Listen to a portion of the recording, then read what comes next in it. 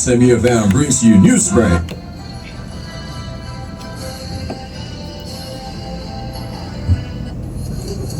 Higala maayong hapon, adlaw karon nga Martes, Mayo 20, 2025 o kini ang inyuhang tigbalita. LJ Iman aninayon alang niining ato ang 3 o'clock news break.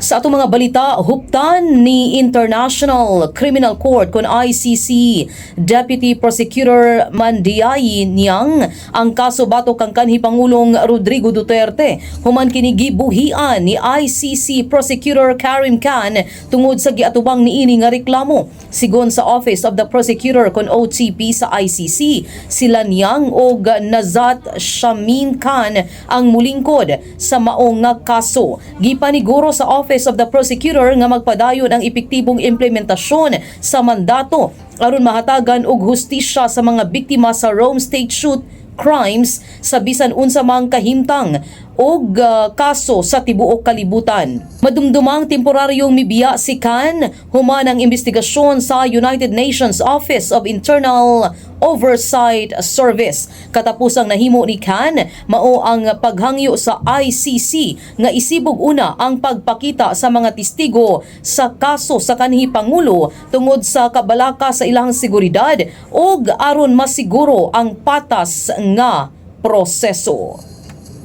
Sa Bikasbahin, gihagit ni Congresswoman-elect Laila de Lima si kanhi Presidential Spokesperson Harry Roque nga mupauli na sa nasud human kini nagpagawas og pamahayag nga misuporta sa bloodbath statement ni Vice President Sara Duterte. Higayong himuo na ang impeachment trial bato kaniya. Una nang gibanata ni De Lima ang pamahayag ni Vice President Sara nga gituyo matud pa aron makakuha og simpatiya ilabi na nga nagkaduol na ang pagtaral kaniya. Wala matud pay lugar sa impeachment trial ang kagubot ingon man drama tungod kay seryoso matud pa kining butang nga kinahanglang musunod sa due process. Ang pamahayag ni Vice President Sara gisuportahan usab ni Attorney Harry Roque kinsa atua karon sa The Hague, Netherlands naghulat sa resulta sa iyang giaplayan nga asylum. Sa iyang gipagawas nga video kung ania matud pa siya sa Pilipinas,